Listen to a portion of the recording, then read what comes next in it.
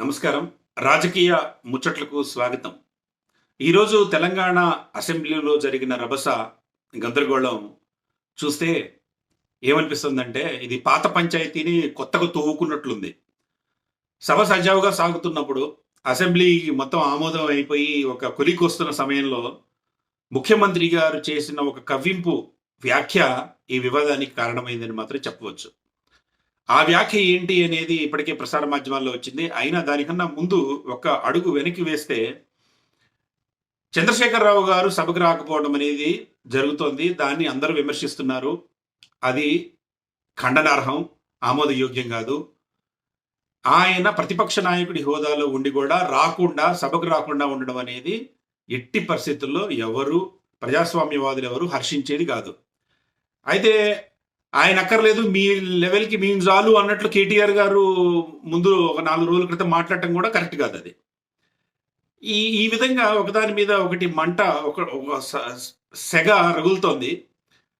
రగులుతూ నిన్న రాత్రి సన్నబియ్యం దగ్గర రూ. 1,100,00,00,000 కుంభకోణం జరిగింది. నా దగ్గర అన్ని ఆధారాలు ఉన్నాయని కేటీఆర్ గారు చెప్పారు. వాకౌట్ చేశారు రాత్రి. ఈరోజు ఉదయం అంతా బాగా జరిగింది. కేటీఆర్ గారు మాట్లాడుతూ ఒక 2 గంటల పాటు మాట్లాడారు. మాట్లాడినప్పుడు ఆయన అన్నీ గూడా మీకు సహకరిస్తాం మేము. మీరు ఏం ప్రాబ్లమ్ లేదు. మీ వెంట మేముంటాము. ఫార్మసిటీ వద్దనుకున్నారు.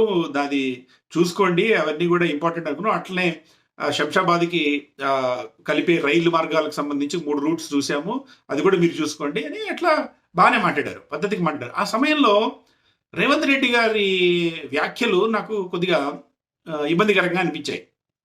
ఆయన మాట్లాడుతూ ఏదో ఒక ఆర్టిఫిషియల్ ఇంటెలిజెన్స్ అనే మాటొచ్చి రామారావు గారికి ఆర్టిఫిషియల్ 100% ఇంటెలిజెన్స్ 0 అని అదేదో పెద్ద జోకేసినట్టు వారు మాట్లాడారు. ఇవన్నీ అవాయిడ్ చేయదగ్గ అంశాలు. ఎంత లేదనుకున్నా కూడా కేటీ రామారావు గారు ఈయనకన్నా బాగా చదువుకున్న ఆయన. సరే, ఆయనకి నాయకత్వ లక్షణాలు ఉన్నాయా లేవా అది వేరే విషయం. ఆయన 10 ఏళ్ల తెలంగాణ వెనుకబాటులో ఆయన పాత్ర ఏంటనేది చాలా మందికి తెలిసిందే. అది విశ్లేషణకు వస్తుంది. నేను కూడా చాలాసార్లు దాన్ని వ్యాఖ్యలు చేశాను. 10 ఏళ్ల తెలంగాణ వెనుకబాటులో ఆయన పాత్ర కూడా ఖచ్చితంగా ఉంది. అది వేరు. కానీ ఒక మనిషిని, చదువుకున్న మనిషిని అంత వ్యంగ్యంగా విమర్శించడం తప్పది.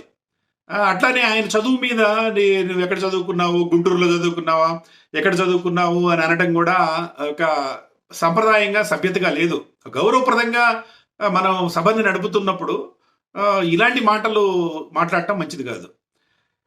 అంతా బాగా జరిగి మధ్యలో సరే అటు ఇటు వాదోపవాదాలు అవుతున్నా కూడా శ్రీధర్ బాబు గారు కూడా చాలా చక్కగా డీల్ చేస్తున్నారు. ఈ క్రమంలో ఈ మాట అనడం, మీ వెనక కూర్చున్న అక్కయ్యల మాటలు వినకుండా కేసీఆర్ గారు సభకు రావాలా అనేది చెప్పదలుచుకున్నారు రేవంత్ రెడ్డి గారు. అక్కడ ఎవరు సబితా ఇంద్రారెడ్డి గారి మీద మంట ఆయనకి. ఆ మాట ముందుగా అనకుండా వాళ్ళ మాటలు ఇక్కడ ఉండి అట్లే చేశారు, ముంచారు, అక్కడికి పోతే ఇక మీ పరిస్థితి కూడా జూబ్లీ బస్ స్టాండ్ అవుతుందని అన్నారు. ఏదంటే మామూలుగా ఫ్రెండ్స్ వాళ్ళు మాట్లాడుకున్నప్పుడు నీ బతుకు బస్ స్టాండ్ అవుతుందిరా అన్న యాంగిల్లో ఉంది. ఆ మాట అనకపోయినా కూడా ఆయన అన్న ధోరణి అట్లుంది. ఇది అవాయిడ్ చేసే అంశం కదా, అది అనవసరం. దాని మీద సబితా ఇంద్రారెడ్డి గారు బాగా రియాక్ట్ అయ్యారు. ఆమె ఏమి ప్రాంప్ట్ లేకుండానే పర్ఫెక్ట్గా రియాక్ట్ అయ్యారు. బాగుంది. ఆ సందర్భంగా బట్టి విక్రమార్క గారు చేసిన వ్యాఖ్య కూడా కొంత ఇబ్బంది కలిగించింది. ఆయన కూడా ఏ మొహం పెట్టుకొని ఇక్కడ ఉన్నారనే మాట అనడం, ఈ 2 కూడా అవాయిడ్ చేయదగ్గ విషయాలు. ఇవి 2 చూస్తే 2 పాత పంచాయతీలు కొత్తగా దువ్వుకొని ఈ రోజు అసెంబ్లీలో కంపు చేశారు. ఇది అధ్యక్ష, నేను మల్కాజిగిరిలో నువ్వు తమ్మి నేను చూసుకుంటాను, నీ పక్కన ఉంటానని చెప్పి తర్వాత పోయి ఆమె బీఆర్ఎస్లో చేరి పదవులు స్వార్థంతో వెళ్ళింది అని ఆయన చెప్పాడు. అసలు ఇదంతా కూడా అప్రస్తుతం. ఎందుకంటే ఈ ఒక గొంగళిలో ఉండి ఎంట్రుకలు ఏరుకున్న బాబతో మనం ఏ పార్టీ నుంచి వచ్చాము, ఆమె ఏ పార్టీలో ఉండి ఏ పార్టీకి పోయింది, మనంతా ఒకటే తాను కదా. రేవంత్ రెడ్డి గారు అది మర్చిపోయి ఆమె ఏదో భయంకరమైన అపరాధం చేసిన దానిలాగా ఆమె మాటలు నమ్మితే కొంపలారిపోతాయి అనటం అది ఖచ్చితంగా ముమ్మాటికి తప్పే. భట్టి విక్రమార్క గారి విషయంలో కేటీఆర్ గారిది వీళ్ళది కొద్దిగా రియాక్షన్ ఓవర్ అయింది అని నాకు అనిపించింది. భట్టి విక్రమార్క గారు చాలా ఆయనది పాత పంచాయతీ. ఆ పాత పంచాయతీ ఏంటంటే, నాకు సిఎల్పి లీడర్ హోదా వచ్చేది దళితుడికి ఫస్ట్ టైం వస్తున్నప్పుడు నువ్వు జడగొట్టావు, అటు బీఆర్ఎస్లోకి వెళ్ళటం. ఆయన 2 పాత పంచాయతీలతో గెలుపుకున్నారు ఇవాళ. ఇది అవాయిడ్ చేయదగ్గ అంశం. ఇది గమ్మత్తుగా అనిపించింది.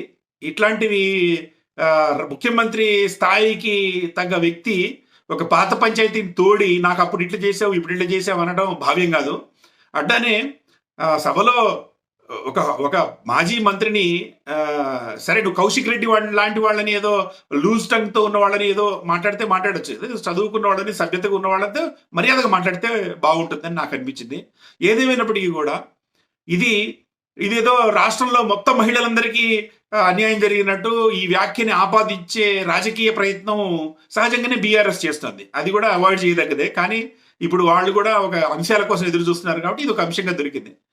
ఏదేమైనప్పటికీ కూడా చక్కగా రేపు సభకొచ్చి 10 గంటలకి ముఖ్యమంత్రి గారు నేను అన్నది ఇట్లా మీరు అట్లా అనుకున్నారోనో లేకపోతే సారీ అనో చెప్పటం మర్యాద పద్ధతి. ఎందుకంటే తెలంగాణ ప్రజలందరూ కూడా ఎంతో ఊహించి ఎంతో మేలు జరుగుతుందని భావించి రేవంత్ రెడ్డి గారి ఆధ్వర్యంలోని కాంగ్రెస్కి పట్టం కట్టారు. రేవంత్ రెడ్డి గారు తప్ప వేరే నాయకుడు లేరని ప్రజలంతా నమ్మారు. కానీ క్రమక్రమంగా చూస్తే మాత్రం ఇవన్నీ కూడా భ్రమలుగా తేలిపోతున్నాయి.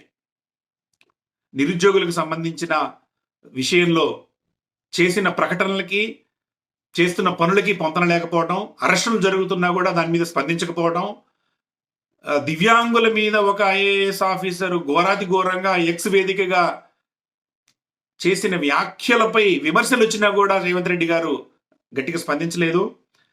ఇవన్నీ కూడా ప్రజలు గమనిస్తున్నారు. ఈరోజు పరిణామం కూడా దాన్ని అవాయిడ్ చేయదగ్గది. రేపు ఆయన హుందాతనంతో ఇది కరెక్ట్ కాదు, నేను అట్లా అనుకున్నాను, ఇది వదిలేద్దాము, అక్క సవితక్క అని చాలా ఎంత మర్యాదగా మాట్లాడుకుంటున్నారు వాళ్ళు, అక్క అక్క తమ్మి గౌరవ ముఖ్యమంత్రి అని మంచిగా మాట్లాడుకున్నారు. వాళ్ళంతా ఫ్యామిలీ ఫ్రెండ్స్.